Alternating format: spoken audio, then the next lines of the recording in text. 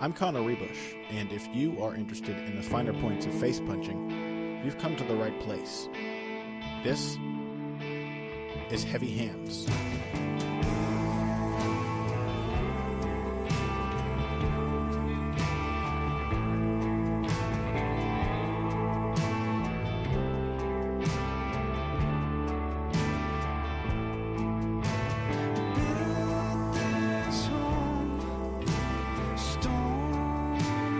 Hello, and before we begin today's show, I should say that in honor of the final and very violent deposition of the last Emperor, Fedor Emelianenko, last weekend, we, your host, Connor Ruebusch and Patrick Wyman, hi Pat, present this episode with heavy hearts and heavy hands.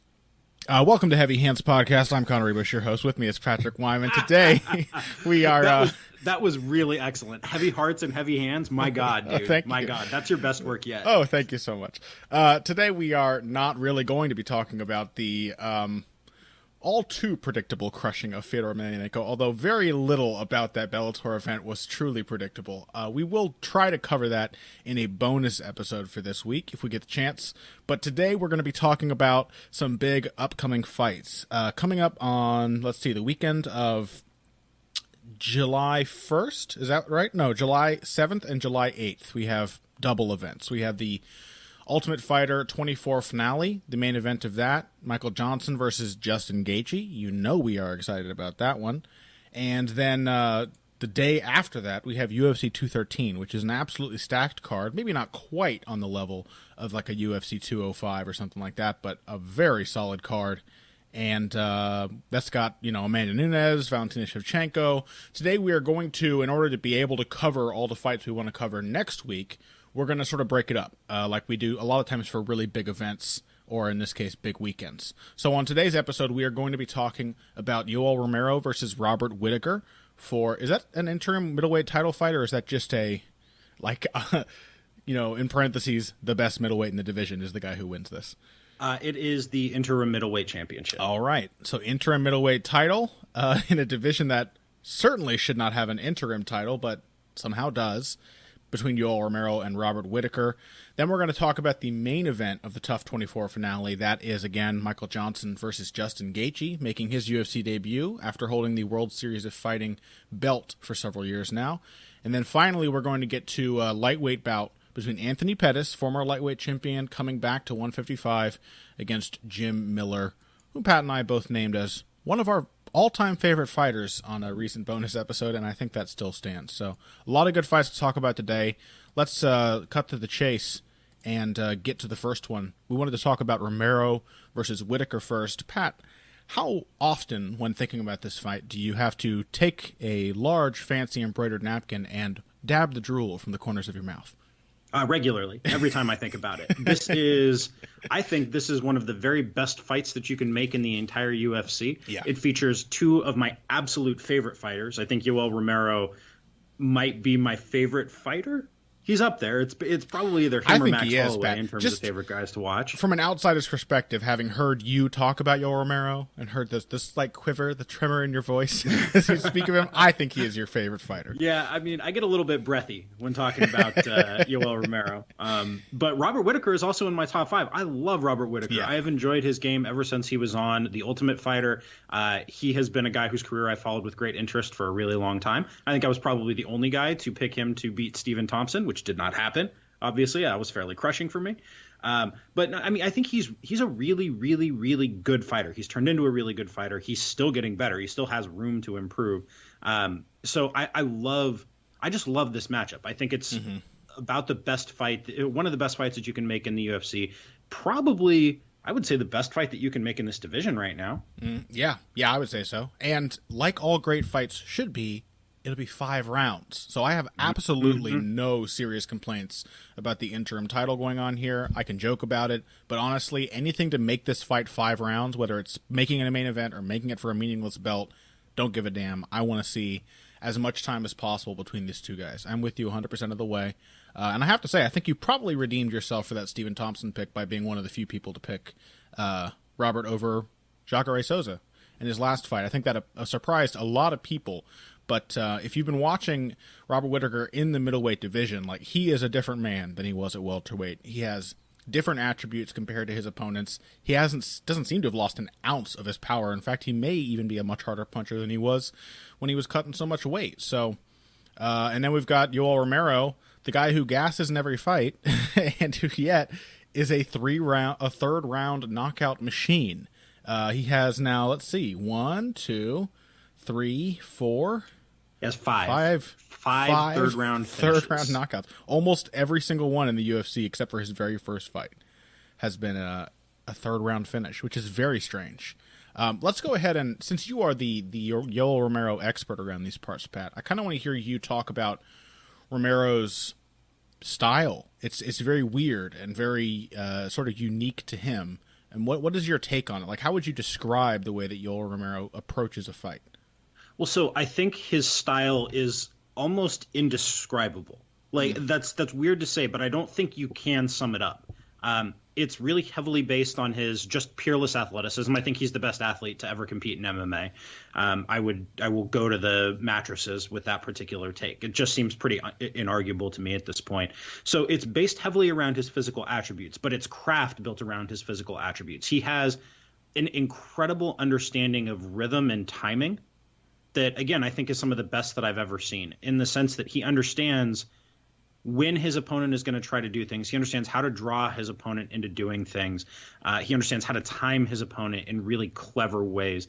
Like the flying knee that he hit to finish Chris Weidman was not luck. It wasn't out of nowhere. He had been playing with Weidman's rhythm and playing with that particular response and baited Weidman into that level change that led directly to the flying knee. He had recognized the pattern from earlier. It took him about 3 times to understand the pattern of Weidman's movement there, and on the third time, he took his head just clean off. Yeah. So I think that really sums up the kind of beauty of Romero's approach, at the most basic level, how he's doing things and why. There is a process there. Like, we talk a lot about process on this show, and for the most part, for us, process means volume, because we define process as doing things. Like, Romero might seem hard to fit into that category, but Romero's doing things is all of that rhythm manipulation and timing manipulation and distance manipulation carried out with feints and with kind of gently extending his arms to gauge the distance and bouncing here and bouncing there. That's Romero's doing things. It is a process. It's just not a process necessarily as we see it from other fighters. Like, he contrasts really strongly to me with somebody like John Dodson, who doesn't do that same kind of stuff. Mm-hmm. Like, Dodson just kind of occasionally does a single thing, and that's more or less it. Romero is constantly doing things. It's just they're not throwing strikes. Yeah, I can see where you're coming from with that. And there is a process to it, in the way that there's a process to what Roy Jones Jr. did. But I wouldn't say that it was a process that most people could, I don't often like to use this phrase, but that most fighters could get away with. I watch Yoel Romero, and it does have this feeling in his fights that when he finishes somebody, it's like he just decides that he wants it to happen. Like, he's tired of not having a knockout win, and then it happens. It seems to come out of nowhere. And I know he's making reads and he's picking up on things all throughout the fight, but he really is giving away long stretches of every bout he has, while he's kind of just eyeing his opponent and making them respect him and just looking for big openings. It's a very different process than you would normally. You know what I mean? Like, that's why it doesn't fit in with what we usually describe as process, because most people have to do certain things to build a victory. And it's like Yoel Romero just snaps his fingers and the victory is there. That's the most stunning thing about him. And I think you're absolutely right in that this wouldn't work for anybody else. Yeah. It is so heavily predicated on Romero being Romero, with everything that implies. Yep. Not just in terms of his physicality, though I think his physicality is really stunning, obviously, and that's the basis for it.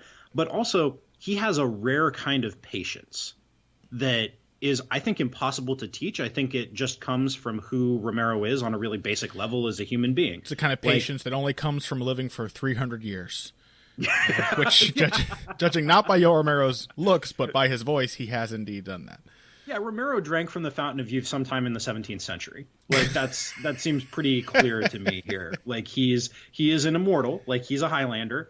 There can be only one. He defeated Connor McLeod at some point in the late 20th century and is now living out his dreams, following the Gathering. He smokes the cigarettes of youth. Yeah. He smoked. Well, he's Cuban, so let's be honest. He smokes the cigarillos of youth. Yeah, I mean, well, why not all of them? Of course. Like, if you're immortal, why not? So, yeah, I mean, I think that kind of patience is just as rare as the kind of physical gifts that Romero has, and the combination of the two is what allows him to play the game that he plays. Yeah, because the sheer diversity of what he does in there. Like, it's impossible to predict what's going to happen next. He doesn't have like meat and potato strikes that he really throws all the time. It could be a body kick, it could be a flying knee, it could be a straight left hand. Like, he could just hit you with like a kind of a hopping oblique kick, or he could roll under your right hook and hit you with the same time left hand counter to the liver. Like, those are all things that he could do at any given point in time, and there's no real way of predicting what's going to come next. Yeah, it's weird. Patience, I think, is a very defining factor for him. I wouldn't really call him a counter fighter per se, but a lot of what he does is kind of like counter fighting. And I think the intersection between that crazy athleticism and that phenomenal patience it really hinges on, like, I think Romero's reaction time. I think his, you know what I mean? Like, most counter fighters go into a bout and they have to do things. They have to make the openings appear. And I don't think Romero does that very often. I think he just notices the openings. And then when they appear again, he capitalizes on them with ridiculous speed and ferocity. He is just capable of seeing something, knowing that it'll be a pattern, and if you do it the same thing like 3 times, there is a very good chance that Yoel Romero is going to catch you and knock you out. And that's what he did to Chris Weidman. Was like, he had a few takedown attempts from Weidman from open space. He thought one was coming, and he just, like, the moment Weidman ducked, Romero seemed as if he was ready. He had been ready for it for several minutes beforehand. Yeah, that's because I think you're absolutely right, and that's not just about his physicality. Like, that's or his speed or his athleticism or his reaction time. Like, it's the combination of the reaction time with his ability to gauge what you're going to do. Yeah. Right. So that's like, it's not just that his body immediately translates thought into action. It's that he's even a step faster than that because he knows he has already figured out what you're going to do before that. Like, it's a really, really, really stunning kind of confluence of his gifts. And he occasionally matches it with, like, just wildly perfect technique. Like, there was a moment in the fight with Weidman where he rolls under a Weidman left hook, pivots outside, gets an angle, or pivots outside to get the dominant angle, and just slams home about the hardest left hand to the body that I've ever seen. And it was so fast that I didn't notice it the first 3 times that I watched it. I just noticed him roll under. I didn't notice his left hand just crumpling the right side of Weidman's rib cage. Like, yeah. It took me literally, it was on the 4th time I watched the fight to notice that he landed that shot, and it was just perfect. Like, so that's kind of the wildness of Romero's game, is that he can just do all that. Like, he just kind of does it. There's when he, and you're right about the kind of ferocity aspect of it too, because there's no hesitation. When he decides to do something, there is absolutely zero hesitation. The trigger's pulled and you're unconscious on the canvas. Oh yeah. The Wyman finish, the Machida finish, just like an explosion of violence whenever Romero finishes someone. It's a miracle that Jacare survived in the first round of their fight. Like, it is almost impossible for me to believe that Jacare somehow came through that. Hey, well, speaking of Jacare surviving, he did the same thing when Robert Whittaker knocked him down and out. He is apparently an extremely tough dude because he was still there and fighting to survive when the fight was stopped. Let's talk a little bit about Whittaker's game, though. He's a boxer first and foremost, but I think, like a lot of really good boxers in MMA, it's almost like the fact that people know it's like Holly Holm. But there's many other examples where people know his hands have to be respected, and so it makes him a really dangerous kicker. He has a very tricky way of sort of setting his opponent into a certain rhythm and then surprising them. And at middleweight, he has done that more and more with, like, pot shots. He's done like what Tim Means did to Alex Garcia last night, or I should say, the other weekend. I don't want to timestamp when we record these, Pat, even though they're automatically already timestamped. But like Tim Means, he fought Alex Garcia. He didn't want to. My read was he didn't want to stand in the pocket. He didn't want to give Garcia any time in his range any more time in his range than he needed. So he would step in, he would lace him with the left hand to the body, he would get out. Next time he'd step in, it would be a left hand up top, he would get out. Then it would be a jab. Then it would be a feint, and then he would lace him to the body. Everything was like long and straight and single shots. Because he didn't want to tangle with this really powerful puncher where his power was most dangerous. That is what Whittaker's style strikes me as at middleweight. I think he knows he's incredibly fast compared to the average middleweight, which would be an interesting wrinkle to this fight because he may not be faster than Romero. In fact, I'd be surprised if he was. And he doesn't want to get in there and tie up with people. Even though he is a very good wrestler, he doesn't want to tie up more than he wants to. He wants to keep his range. So it's a lot of single shots, a lot more so than we saw from him as a welterweight. Yeah, I don't disagree with any of that. I think he has really embraced being an outside striker. I think you're absolutely right about that. He's like a fencer. I'm sorry? He's like a fencer, Yeah, but with a strong willingness to counterpunch, more so than most outside strikers. Sure. And I think as Whittaker's career progresses, I think Whittaker is going to turn into even more of a counterpuncher than he is already. Like the counters are the best part of his game. Like, yes, he does a lot of sticking and moving on the outside. He works behind his jab. He'll throw a shot here. He'll get out. But the real heart and soul of what Whittaker does well are counter punches. That to me is what makes him so good. Like that's not where his finishes necessarily come, though he's gotten a few that way. He's gotten a lot of finishes with combination punches when he gets his opponent hurt, and then comes the head kick, and that flattens dudes. Mm-hmm. But what scores for Whittaker, what makes Whittaker's game work, what makes that outside striking repertoire function, is that his opponents have to worry about him just blasting you with a counterpunch or two. That's what keeps them at distance. It's what scares them off. It's what gives him time to make his footwork function and to make his movement function. So I think that'll end up being the direction that he goes more as time goes on. That's not necessarily going to be what wins this fight for him if it wins it for him. I mean, both guys like to counter. Both guys like to read their opponents, and that's kind of what makes this fight so tricky to call for me because both guys don't throw a lot. Both guys. That's not true. Whittaker throws a lot. I would say Whittaker at middleweight throws a lot less than he did at welterweight. I think the Jacare fight is kind of, to me at least, typical of his normal performance. He keeps up a reasonable pace, but it's absolutely not true. Look at the numbers. He landed 89 strikes against Rafael Natal. That's almost 6 strikes a minute. That is almost a Max Holloway pace. He landed 33 strikes in 4 minutes against Derek Brunson. He landed 55 strikes in 9 minutes against Jacare Souza. He landed 67 against Uriah Hall, who's a slow-paced guy who tries to suck you into a slow-paced fight. Whittaker still landed almost 70 strikes. He landed 10 strikes in a minute against Brad Tavares. He landed 50 strikes in 8 minutes against Clint Hester. He is a quick-paced striker by absolutely any metric. Okay, fair enough. My question is then, can he do that against Yoel Romero? My thing is because I think he didn't throw as much volume against Jacare than he did against most of his middleweight opponents. It was a lot of pecking and pot shotting, and I think the reason for that were obvious. He didn't want to tangle with him. He didn't want to get taken down. He didn't want to spend any more time in this big, strong, power punching grappler's range. And Romero offers much the same problem. Not as much a threat on the ground, but even more threatening on the feet by a pretty large margin. And I struggle to see Robert Whittaker wanting to stay in Romero's face, but I think that's what would be the best tactic here. I don't think people tend to have success against Romero when they're trying to set up shots from range, because I'm not sure there's anybody else who sees those things and reacts to them as well as Romero does. You think how Jose Aldo knocked out Travis Mickle, was that his name, with that knee as he came in for the body jab?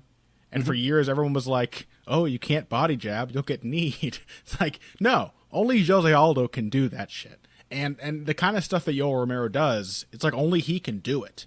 And so I'm worried that for Whittaker's sake that he won't be able to take Romero out of his game unless he really pushes the pace. And I'm worried that he won't really push the pace because, he's a smart fighter and he'll be cautious of Romero's counter-striking. Yeah.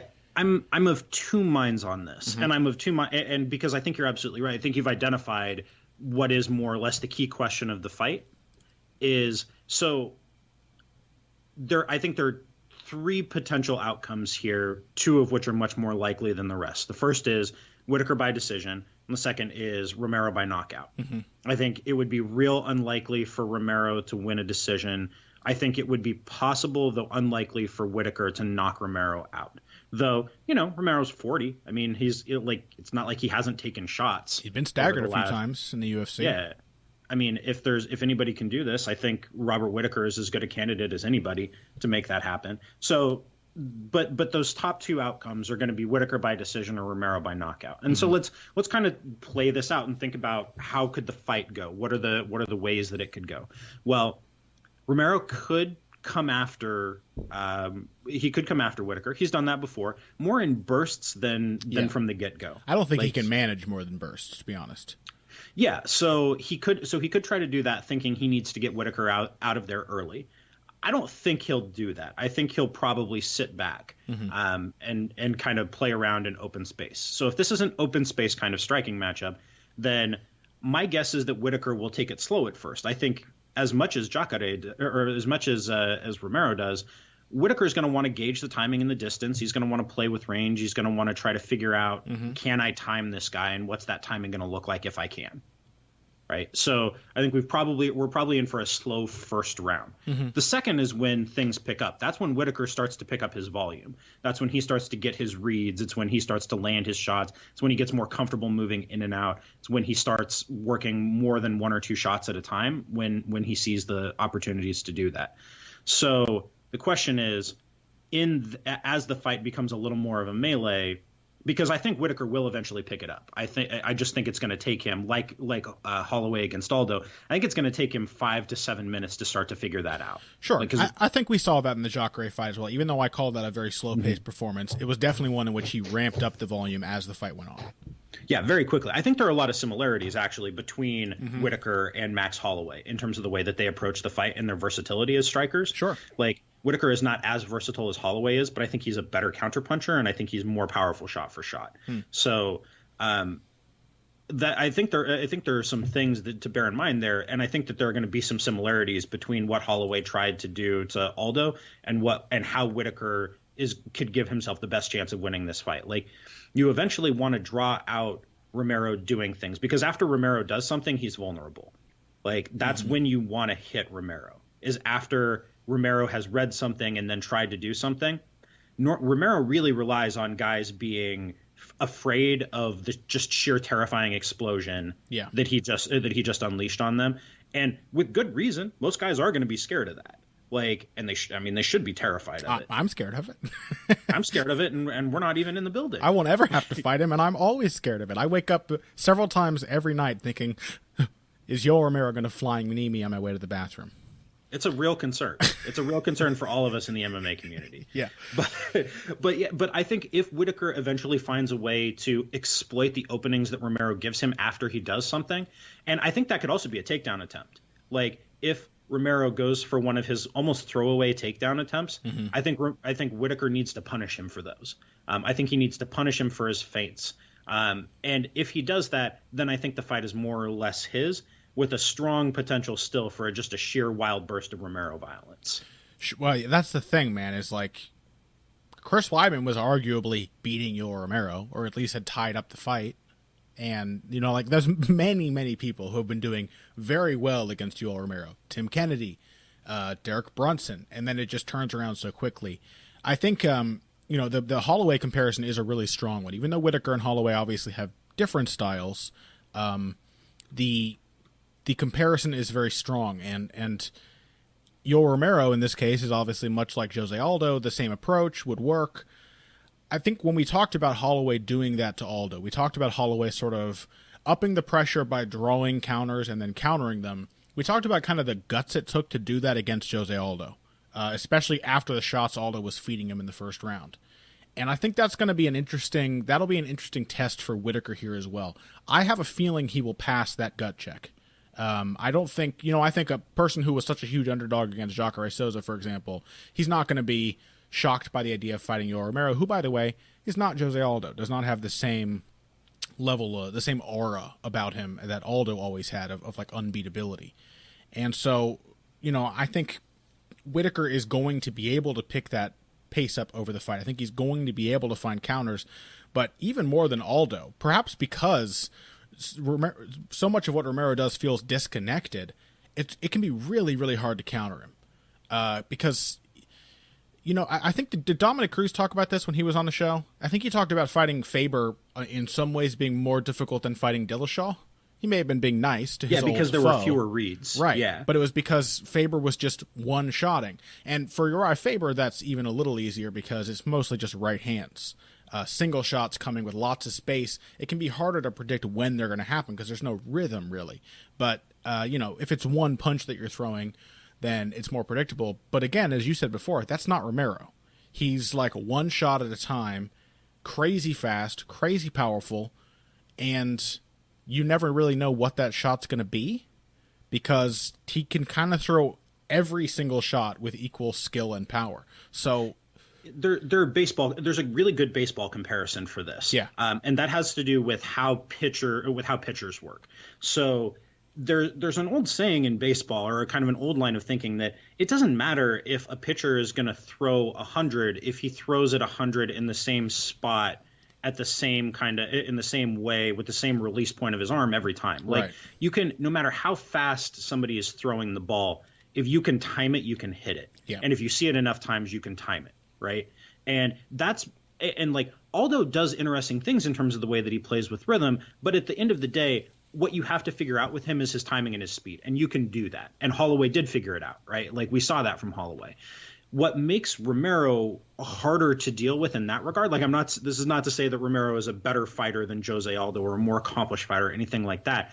In this one regard, it's not just that Romero throws a fastball, it's that he mixes up the location and the timing, and he mixes up like what the equivalent of would be the release point of his arm, right? Like, it's much, much harder to predict where it's going to go because he's playing with off-speed stuff. He's reaching out and touching you. He's showing you half-speed shots. Like, it is way, way more difficult to figure that out than it is to figure out the timing on Jose Aldo's like comparative fastball. Right. Yeah, that's a great analysis. How are you going to time a fastball if, it's just as likely to go for the box where you're supposed to aim the bat as it is to like just hit you in the kneecap. How are you supposed to time it? How are you supposed to predict, how to hit it? And yeah, that's the difficult thing. I think that I'm tempted to say that I'm picking Whittaker in this fight because I like the process-driven fighters. I think there is more process to what Whittaker does, or at least a more traditional process to what Whittaker does. And I think Romero is, because, there's a reason that the reason I allow myself to use the phrase he gets away with his style because of his athleticism is that there are still obvious flaws in it. There are still things that can be capitalized on. He's just extremely dangerous all the time. And I think Whittaker is less vulnerable to that kind of thing. Like, I think there are fewer holes in Whittaker's game because he has what is a more typical process that he sticks to. So I think that is going to be enough for Whittaker to kind of build volume over the course of the fight. I think if he can put a little pressure on Romero down the stretch, even just the kind he put on Jacare, just kind of keeping him against the fence, just kind of making him guess, feinting, throwing a kick, a punch now and then. If he can make him hesitate, I think he can wear Romero out. And while Romero is still obviously very dangerous when he's tired, because almost all of his knockouts come when he's dead tired, he is also vulnerable. He's not a magician who is just not more vulnerable because his body's tired. He sort of gets all loose. His hands drop, his chin goes up, his footwork kind of goes to shit a little bit. All the little pieces that make the big explosions so consistently effective are not there as much when he's tired. So I think I like Whittaker in this fight, but I thought I liked Wyman against Yoel Romero. I thought I've liked a lot of people against Yoel Romero. It is just very difficult to know what to expect from him. Yeah, I think in hindsight, maybe we should have seen the Weidman finish coming. Well, it sure looks like it now, given his last three fights. But I really think like that was one where we probably should have known better from the get-go. Looking at like going back and rewatching those fights, I feel like that's one where we should have known. mostly because I think we all kind of collectively overrated Weidman as an athlete, and just the sheer physical gap between the two guys was going to play in Romero's favor from the very beginning of that fight. Yeah, well, and also, how are you going to beat Yoel Romero if you are also gassed by the third round? You know what I mean? You got no chance then.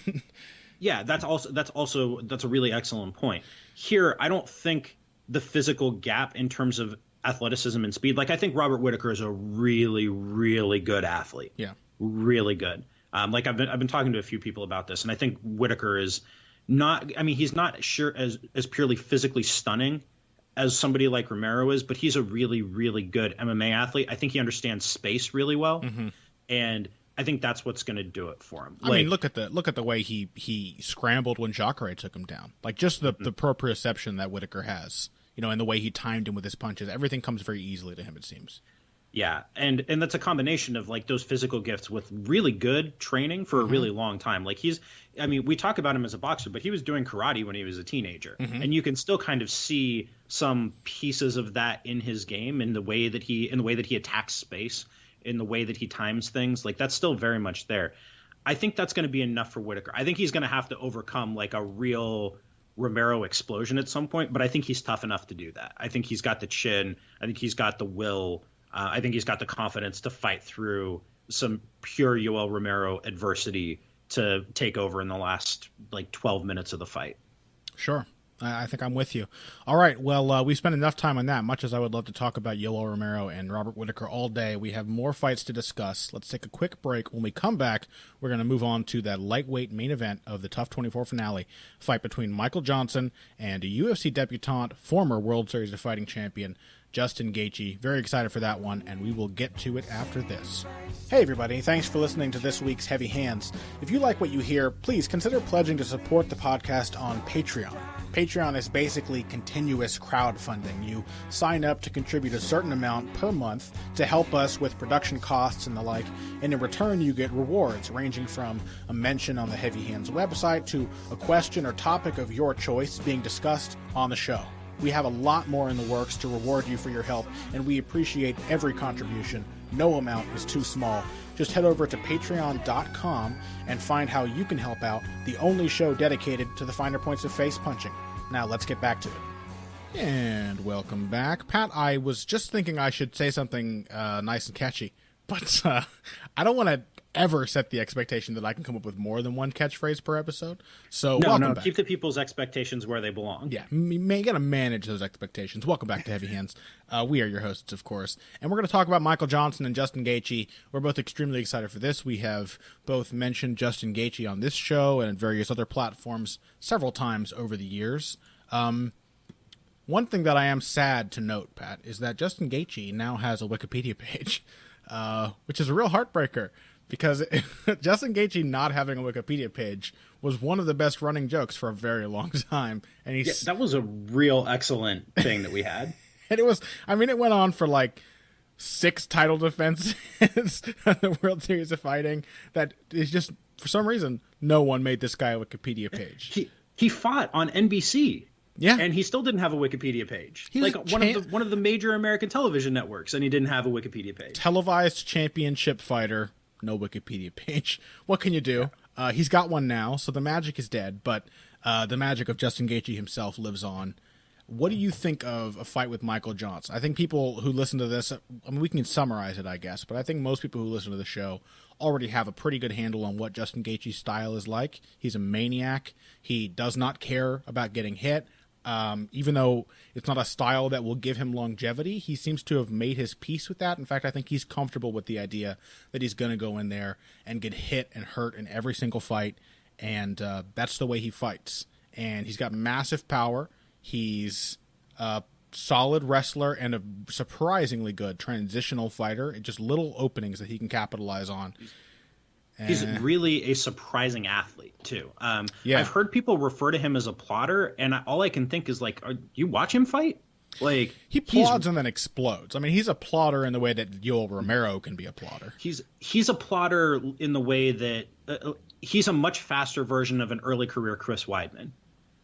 if that makes sense as a comparison, where he did not look all that fast on his feet, and then all of a sudden he was just kind of on you. That's kind of how Gaethje is, but I think Gaethje has a much firmer actual athletic base than Weidman did. Like, Weidman was already kind of, because of his penchant for getting injured, was already on his way out of his athletic prime as he was like peaking career-wise, whereas Gaethje is still very much in his athletic prime and has a lot of years to go before he kind of becomes more of an actual plotter.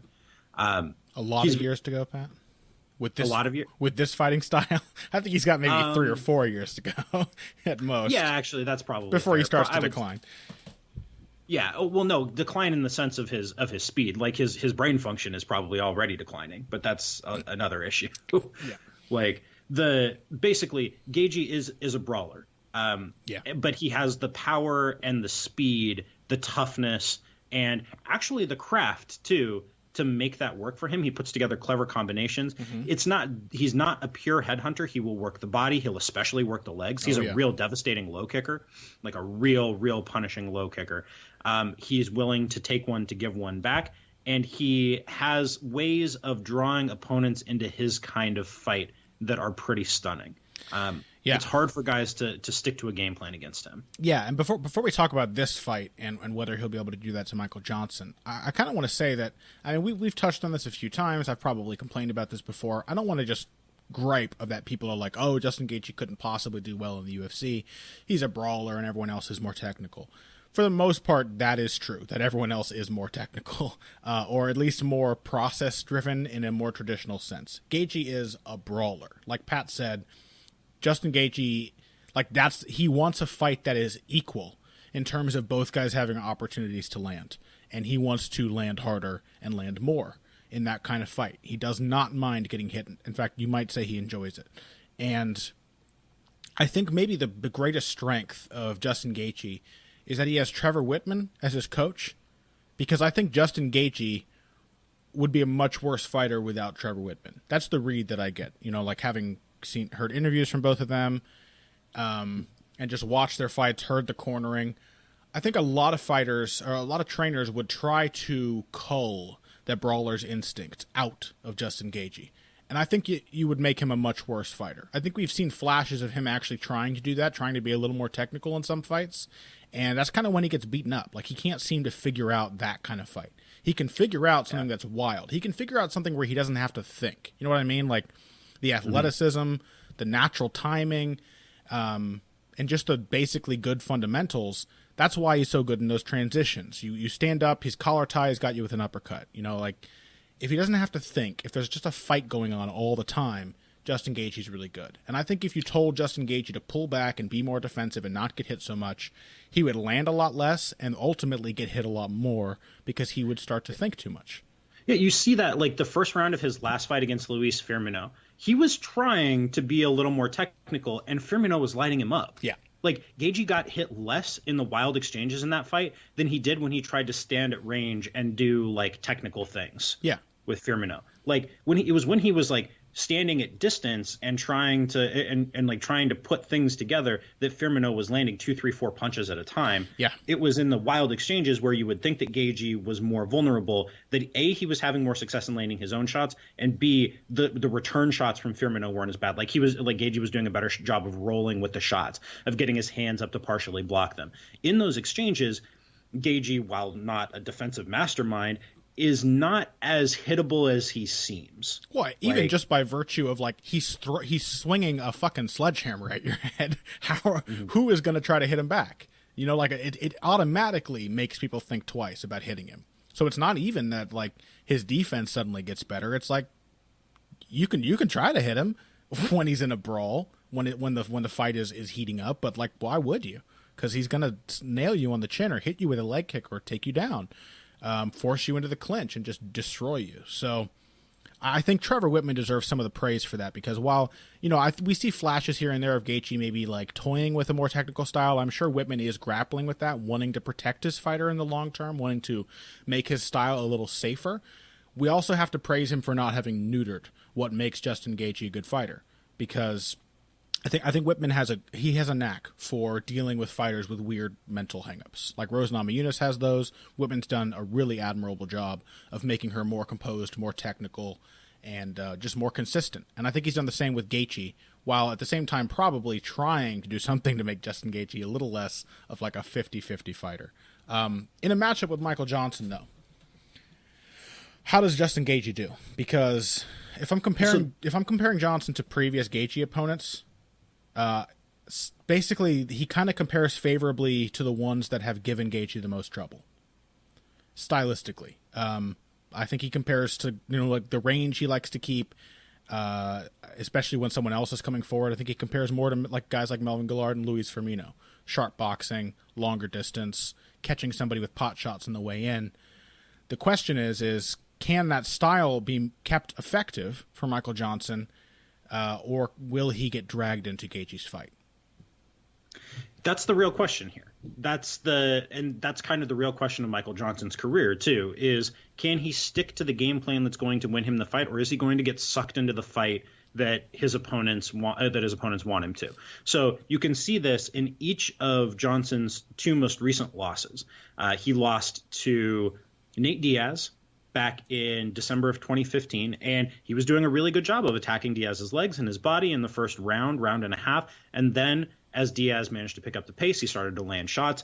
Johnson was content to fight exactly Diaz's fight for the last 7 minutes of it, and clearly lost it for exactly that reason. He went from fighting his fight and winning handily to fighting Diaz's fight and losing handily. The story of two fights. The first round was all Michael Johnson, third round was almost all Nate Diaz. Exactly, and that's kind of the paradox there. In his fight with Khabib Nurmagomedov last March, now partially that's just Khabib is a total beast and you can't make mistakes, but Johnson did make mistakes. Yeah, he made a number of mistakes. He tried to lock onto a front headlock in a wrestling exchange when he could have spun off the cage and escaped back to open space. He let his volume go down when Khabib started pressuring him. He forgot his footwork at a couple of points, which had previously been very good when Khabib was pressuring him close to the fence. Khabib broke Johnson, and Khabib took advantage of the mistakes that Johnson made in that fight to win it for himself. And by the time we got to the third round, it was just a matter of when Khabib gets him down, how long is it going to take for Johnson to either go out from ground strikes or tap?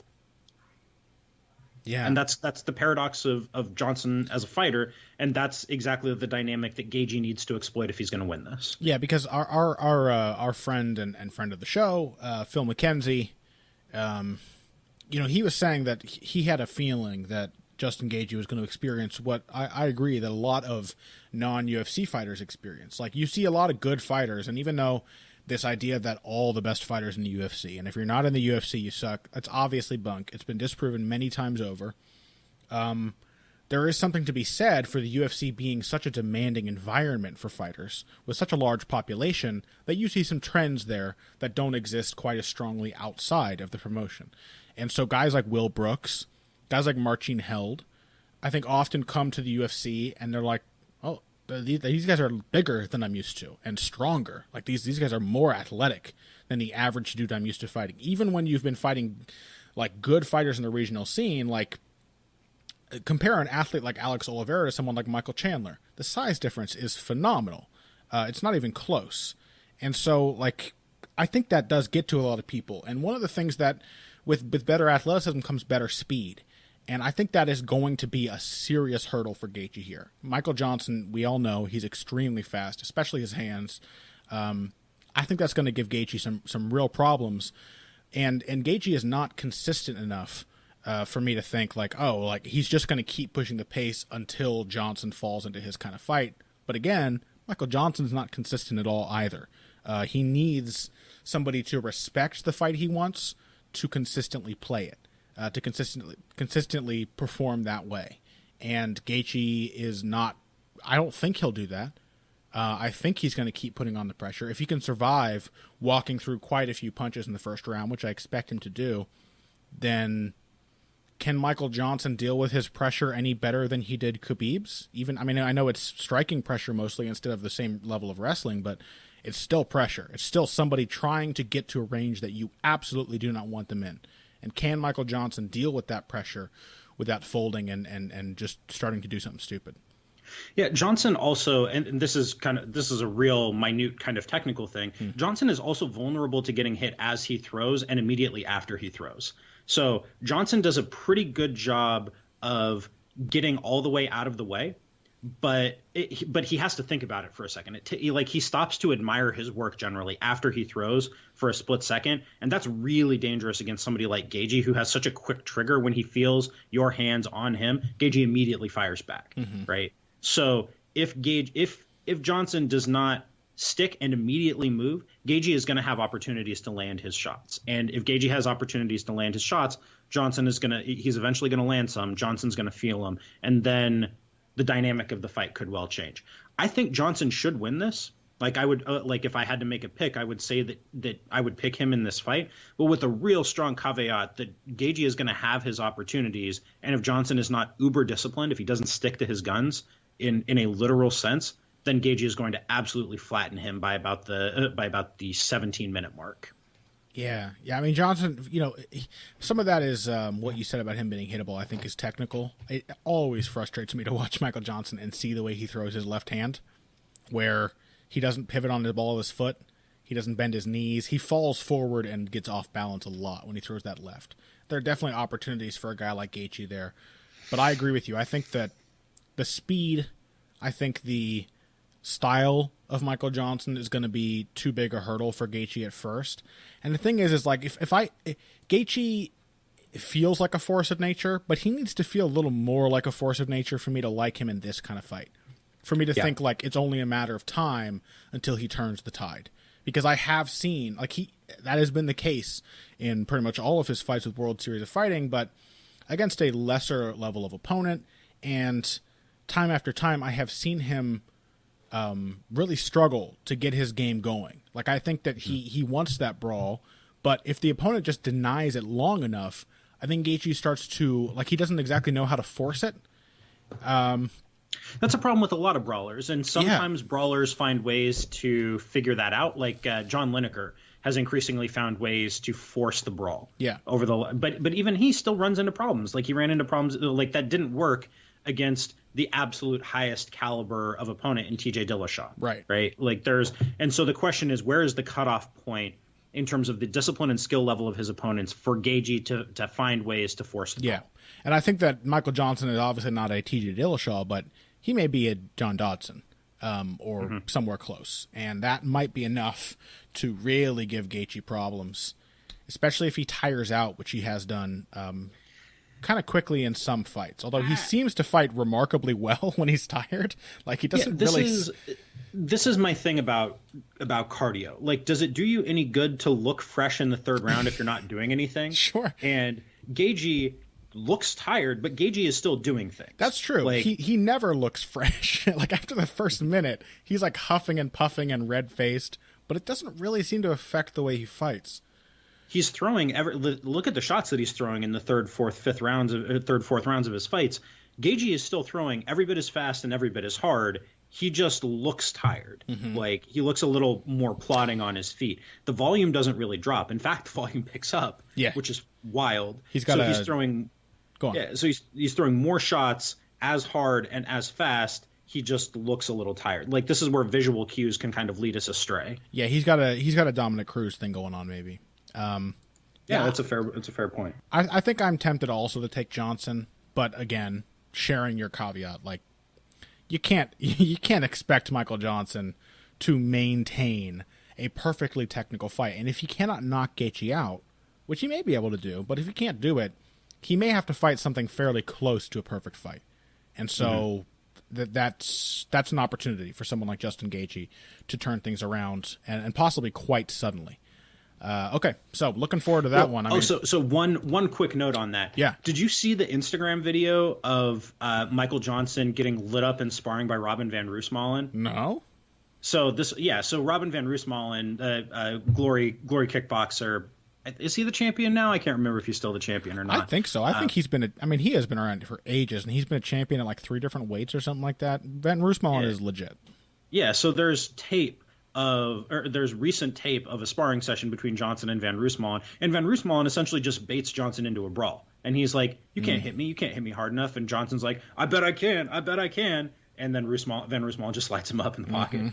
Like, so you see that and you're like, Johnson should win this fight, but that clip has to be a serious concern for you in that regard. Yeah, yeah. I mean, if I'm like, I don't know if Gaethje can do that kind of stuff. Like, I think he's just a very like nose to the grindstone kind of fighter. He just goes in there and does his job.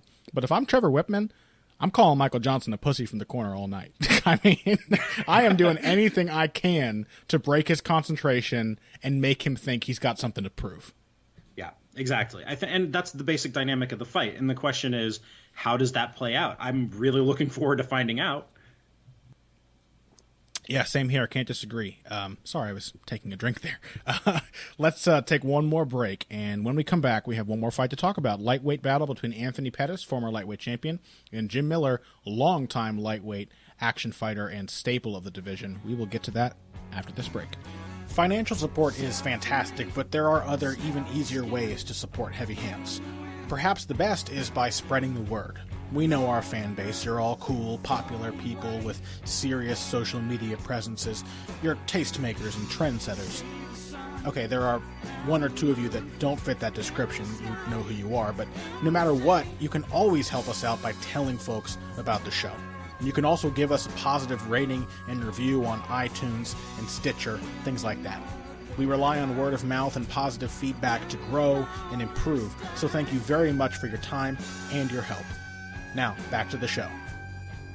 And welcome back for our final segment, and what a good one it will be. I just have a good feeling about this, Pat, because Anthony Pettis and Jim Miller, I mean, it's a good fight. It's kind of the perfect fight for Anthony Pettis at this point in his career. It's kind of the fight I thought in my brain the moment he lost to Max Holloway. I think even subconsciously I thought, I hope he goes back to lightweight. I mean, that was a conscious thought. But in the back of my mind, I was thinking, I hope he fights Jim Miller. Like, I hope he fights a mid-tier but very good fighter, and that's Jim Miller. Jim Miller is one of those guys who people know I have a different definition of journeyman from some people. They're not like crappy club fighters to me, but Jim Miller is one of those guys who really you almost have to feel guilty calling him a journeyman because he has been right on the cusp for so long, and it's almost difficult to say what has really been holding him back from really breaking through into a serious contendership. He's just a very solid fighter, and now that he seems to have gotten over his, Lyme disease? Yep. He seems like better than ever. He was looking absolutely terrible for several fights, gassing, tired, couldn't put up volume, lost to Diego Sanchez. The Jim Miller who fought Dustin Poirier would have beaten the ass off of Diego Sanchez. There was absolutely ruined him. Yeah, there was something wrong with him in that fight that is no longer wrong, and the weight being lifted from Miller's shoulders seems to have made him a better fighter than ever before. Yeah, he went through a stretch where he was 1-4 between July of 2014 and March of 2016, and that I think corresponds to when he had the Lyme disease issue. Yeah, and after that, he has looked like an entirely different fighter. He's looked phenomenal. I'm sorry? He's looked phenomenal. He has looked great in every single fight. He beat the hell out of Takanori Gomi. I thought he absolutely deserved the decision in a great fight with Joe Lozon. And, there's no real question that he deserved the win over Thiago Alves, like soundly out-wrestled Thiago Alves. Yeah, outclassed, by the way, a surprisingly good Thiago Alves, who had never made that weight, didn't make the weight, and obviously had a difficult weight cut. Still looked pretty good in that fight, and Jim Miller had no difficulties with him. And then he was really, really close to taking a decision over Dustin Poirier. Yeah, that was in a really outstanding fight. One of the better fights of the year so far. Oh, absolutely. So, this will be Jim Miller's 28th fight in the UFC. That's nuts. Wild, man. He has been in the UFC since UFC 89, October 18th, 2008. He's been in the UFC for almost 9 years. That is wild. He has as many UFC fights as he does wins on his record. Yeah, that's wild. That's dude. nuts. Yeah, I mean, and even before he was in the UFC, he fought Frankie Edgar, didn't he, in Ring of Combat? Did he really? Back in the day? Yeah, I think he did. I think that was his one pre-UFC loss. He did. He fought Frankie Edgar in Reality Fighting 14 Fall Brawl. Oh, it wasn't Ring of Combat. My bad. No, it was the Fall Brawl, Pat. How can you forget the Fall Brawl of November 2006? Come on. Huge oversight on my part. but yeah, I mean, Miller is one of these guys who does everything really fundamentally well. He doesn't try to be everything to everybody, I think, which is partially what makes him really good. Mm-hmm. He knows how to do a lot of different things, but he goes into fights with focused game plans. It seems pretty clear to me that he trains specific tactical adaptations for particular opponents, and then kind of just lets his experience and his toughness and his smarts figure out the rest on the fly. Yeah. Like he has a plan, which he generally executes, but it's a flexible plan. And otherwise he just knows enough to kind of do the damn thing as he gets in the cage. I think that's really tough for Anthony Pettis. I think a guy who's durable and adaptable and mean the way that Jim Miller is a real tough kind of baseline matchup for Pettis at this point. Yeah, so let's talk about Pettis, because I've said this recently. I rewatched his fight with Max Holloway, where he missed weight, the fight that prompted him to come back to lightweight, and I think that featherweight move was ill-advised from the start.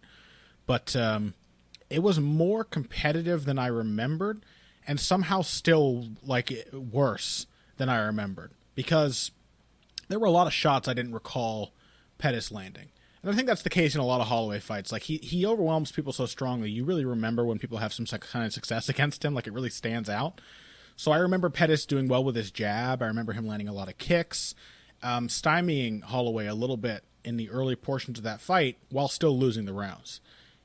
And somehow it wasn't that, knowing that he did better than I remembered does not make me feel better about him going forward, because the ways in which he did better were like these kind of depressingly feeble attempts at becoming a more fundamentally sound fighter. And who knows, maybe that they will continue to appear and eventually he will have built for himself a pretty sound game. But Anthony Pettis in that fight struck me as a guy who has been fighting without so many fundamental skills for so long that now that he's trying to pick them up, they just don't really even fit.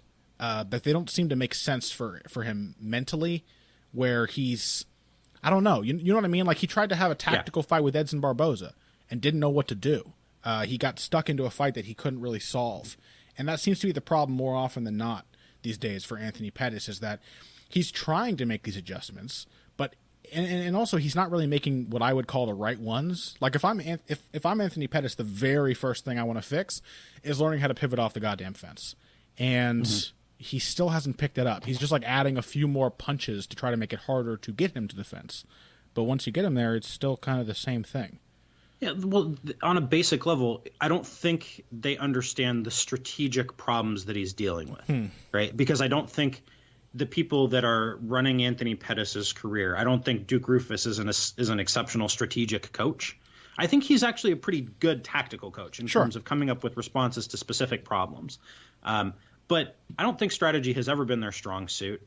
I think Pettis is such a phenomenally talented guy that he never had to learn to think in that dimension. And I think your point about fundamentals is a good one, that now that he's trying to pick up some of these fundamentals, it just doesn't even really fit. It doesn't even make sense because it doesn't serve any broader strategic purpose. It doesn't do you any good to throw a better right hook if you're not in position to land it. That is a great point. He's landing this jab against Holloway, but what's coming off the jab? What's the fucking point of throwing a jab at that point? Yeah. What does it matter? What are you trying to accomplish with a jab? When he threw like a couple of nice side kicks, what was the fucking point of throwing a side kick? Well, what are you trying to set up? What are you trying to do? What kind of broader strategic situation are you trying to set up? It was a different kick than the one he'd thrown before that.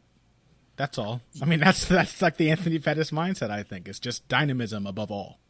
It's just being different all the time. That's just that there's just a hard limit on how far that's going to take you. And the real question here is, does that take you above a talented, fundamentally sound journeyman who can do everything pretty reasonably well? Yeah. That's especially when, I don't know, maybe wrestling has been the thing that's given Miller the most problems in recent fights. And that's not Pettis' strong suit. Like, I think Jim Miller can wrestle competitively or even out-wrestle Anthony Pettis if he wants to. And so then he's stuck in a striking battle. And while people know Miller as the submission guy, he has a really good Muay Thai striker. He's got very good kickboxing at several ranges. You know, he's a good counter puncher. He's quite good defensively. He throws in combination. He seems to know his range, and he's good in the clinch. I mean, he's good enough at all of those things. That to me is the real key. Is like he doesn't try to go out there and be Floyd Mayweather. He's like, yeah, no, I'm just going to try to not get hit by the very worst shots. Like, Yeah. I'm going to move my head enough and parry enough shots and play around enough defensively that I can avoid the worst of it and put myself in position to do what I want to do. It's just like the sheer difference between Pettis and Miller is, does their game from the ground up make sense in some meaningful way? And it's hard for me to point out in 2017 what kind of sense Pettis's game makes, whereas everything in Miller's game makes sense. Yeah. Like, it's all there for a reason. And yeah, I mean, that's the, like, I think we have been real harsh on Anthony Pettis for the last. Yeah, we have. Actually, probably since December of 2014, which would have been the first time that we talked about him together on this show. Yeah.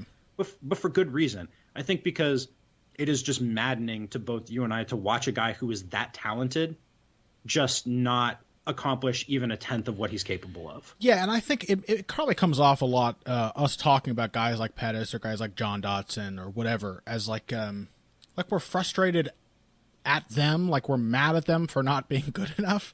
And I think it's kind of a lot of times, my feelings at least, is for their sake. Like, I want to see Anthony Pettis do better, and it kind of bums me out to watch his fights. Like, that's kind of where that frustration stems from for me, is that I just watch him struggling with these same problems, just smashing his head against the same wall for year after year. It's like when we get all heated talking about Alexander Gustafsson's bad defensive footwork. It's like I see this in every fight, and it's a thing that is a real pet peeve of mine, but I just want to – I know it's not that difficult to overcome. Like, I know it can be treated because I've seen people, get better at it across a variety of combat sports, get better at those kinds of skills. So when I see someone consistently struggling with that same thing, and it's like that thing is the linchpin of why they're not doing well, it's frustrating. I want to see Anthony Pettis do better. I like Anthony Pettis. I really enjoy watching his fights, and I would like to see him muster up the kind of performances that he was putting on back in his prime. But the problem is that people know that there's not – Pettis' style was built on this sort of aura of like, I could do anything at any moment. He had sort of what Yoel Romero has going on. The difference is that people have now figured out what you need to do to get Pettis out of his game. And in fact, there are a variety of different ways to do that. It's not like Edson Barboza beat Pettis the same way Rafael dos Anjos did. It's not like Max Holloway beat him the same way those two guys did. There are many ways, and it's like the solution is take advantage of really flawed fundamental technique.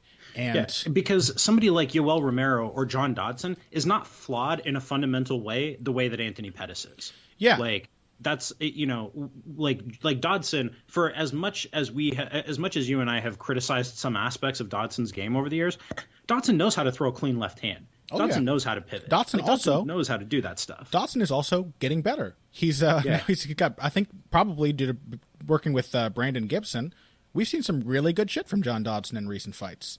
Or Yoel Romero too. Like, Romero knows how to pivot. Romero knows how to keep his feet moving. Romero, that's all stuff that Romero gets.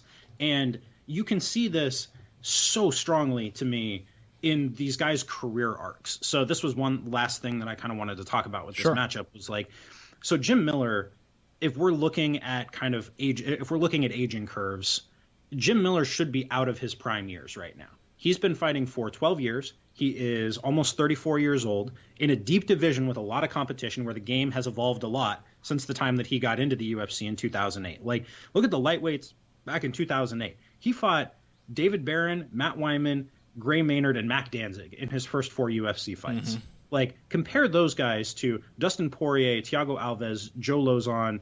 I guess Takanori Komi has been around for a while. But, Michael Chiesa, guys like that Miller has fought recently. And you've got a lot to keep up with there. Like, there's a lot of evolution. The game changes a lot. You have to be able to adjust to those. And Miller has. But compare that to Pettis. Compare that to somebody who is now 10 years into his professional career and seems fairly clearly to be on the downside of it. Yeah, and I think maybe what the thing is that the reason for that is that Jim Miller doesn't really have to do a lot to adjust to different kinds of fighters. He game plans very clearly. We've seen that he approaches fights differently depending on who he's fighting. So that's a kind of adjustment. But he's just a pretty fundamentally sound guy. Like, everything he does is just pretty good.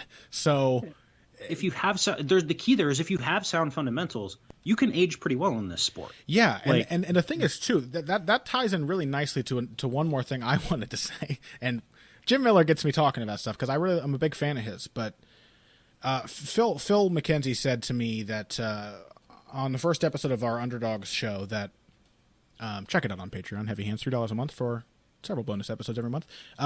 He said to me that he likes watching journeymen because in most cases, I think what separates journeymen from the elite of the elite is athletic ability. They're just not quite as like freakishly athletic as the guys who make it to the very top and stay there.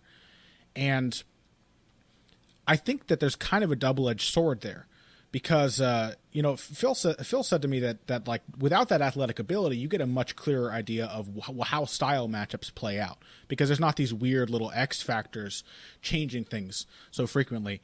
But another point is maybe that Jim Miller's more capable of fighting past his prime than a lot of super athletic elites would be because Jim Miller has never relied on having next level athleticism. He has always relied on having a well-rounded, diverse, and technically sound game. And I think that we're seeing Jim Miller now, probably nearing the end of his prime, if not already out of it, continuing to get better. Whereas Anthony Pettis, the super athlete, is just getting kind of worse and worse, even as he tries to make improvements, because he's never learned those things. Jim Miller has just been building this encyclopedia of MMA knowledge for a decade. And Anthony Pettis has now had to throw out his old book because it doesn't work anymore and start writing a new one. And I think that's maybe why I actually favor Jim Miller in this fight. I kind of find myself surprised to be thinking that, but Jim Miller, to me, he's meat and potatoes, man. He does a lot of things just quite well. And I think he kind of elevates meat and potatoes. He's steak frites, right? Whereas like Anthony Pettis, the pieces of what Anthony Pettis' game make no sense. Anthony Pettis is like, I don't know, it's like a Kobe beef hot dog. Yes, absolutely. That is absolutely perfect. It's a terrible, terrible version of meat and potatoes, a bastardization of what Jim Miller does well. So, yeah, I think that's it. I just think being sound, honestly, that's going to be Jim Miller's being sound and being able to effectively prepare for a specific opponent. That's going to be Jim Miller's edge here, and I think it'll be enough. Yeah, I mean, I really think the Kobe beef hot dog is a perfect analogy for Anthony Pettis' game because if you've ever had a Kobe beef hot dog, it tastes fucking delicious. Wait, they exist? It is. Yeah, it's an actual thing. I've had them. They're wonderful. Like, I'm a huge fan. Now, I like a Kobe beef hot dog, but a Kobe beef hot dog is not a great way to use your Kobe beef. First of all, if you're going to put it into something, that's point number one. Point number two, a Kobe beef hot dog is also going to kill you rather quickly. Like if you consume a lot of Kobe beef hot dogs, like it's not like you are going to take years off your life thanks to everything that goes into there. But like that's kind of Pettis' game. Like he's burning out quickly in front of our eyes on exactly the schedule that we would expect from a guy at the low end of the aging curve. Whereas Miller, probably too because he's not fighting the very elite of the division and he's not running up this huge losing streak, like Miller's hanging around as a pretty dang good fighter because he has the fundamentals necessary to adjust in a way that Pettis does not. Like, that Kobe beef hot dog is eventually going to give you either a heart attack or the runs, whereas your steak frites maybe have a little longer. Yeah, very satisfying, not too complicated, everything's perfect. And it's also what you should do with a steak. Yeah, I'm with you. I think that is great. I love the Kobe beef hot dog now. They are delicious, and if you haven't had one, I recommend it. I can't eat one. I don't think I could do that. Oh, fuck you. Come on. It is the wrong fucking way to use Kobe beef. That's like me taking the bottle of Blanton's I have in the kitchen and making a fucking bourbon and Coke out of it. Come on now. You got to drink that shit neat, all right? You got to respect the product. Don't put Kobe beef. It's not like they weren't going to make the Kobe beef hot dogs beforehand. It's not like you refusing to eat the Kobe beef hot dog is going to lead to them. That is a defeatist. Kobe beef and making a steak out of it. Like it's going to sit in the fucking deli case anyway. That's a defeatist attitude, Pat. I still pick up bottles when I see them in the alley, even though it's not going to change the world, and I will not eat a Kobe beef hot dog. Okay? Yeah, you're a real local thinker there, Connor. Okay, that's enough for today's show. Thank you, everybody, for joining us. We had a good time, and we have so many more good fights to talk about next week. I really can't wait. We got Amanda Nunes rematching Valentina Shevchenko. I think that one only gets more fascinating as a title fight. We've got Robbie Lawler fighting Donald Cerrone. Ooh, Jesus Christ. And we've got, I just passed out for a second from sheer pleasure, and Fabricio Verdum versus Alistair Overeem. And there's even some highlights, some really good highlights on the undercard, even ones that might not catch your eye. Like, I think Rob Font versus Douglas De Silva is going to be a great fight. We have Curtis Blades, man. We got Curtis Blades in action. Curtis Blades is back. So yeah, lots of good stuff to like about UFC 213, especially the main card, and we will be breaking down the rest of that next week, so make sure to join us. And before we wrap things up for good for today's episode, let's talk about what we got coming out this week. Pat? I actually have nothing coming out this week. I had a new Fall of Rome last week talking about addressing the question of whether the Roman Empire could have found a way to survive past the 5th century, and actually why it didn't fall earlier than it did. I think that was a fairly interesting discussion. Let's see. But yeah, no, for the next couple of weeks, I'm just working on getting my new show off the ground. That's going to premiere July 20th. So if you're already subscribed to the Fall of Rome, I'll have updates on there. I'll certainly talk about it on this show too.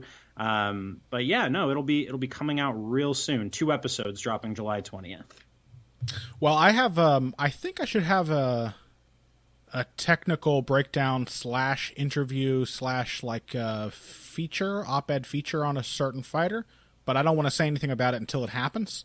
But I will say that it may be with one of the fighters that we've talked about in today's episode before their fight coming up soon. So I think if all goes according to plan, I'll be doing that this week. I just don't want to say it in case it doesn't happen. And other than that, I don't know. You know what, Pat? I kind of wanted to write about who fought on Chiesa Lee. That caught my eye. I know this is a very exciting end to the show. I kind of wanted to write about. Come on, which one was it? No idea. Which one was it? I kind of want to write about Tim Means versus Alex Garcia. Even though that's not a fight that everyone's going to be writing home about or really remembering, I kind of want to write about the importance of just fundamentals, which I love fundamental technique. And it's not something that I write about as often as I used to. I used to be really, really hard-nosed about what I thought was proper and what I thought was improper technique.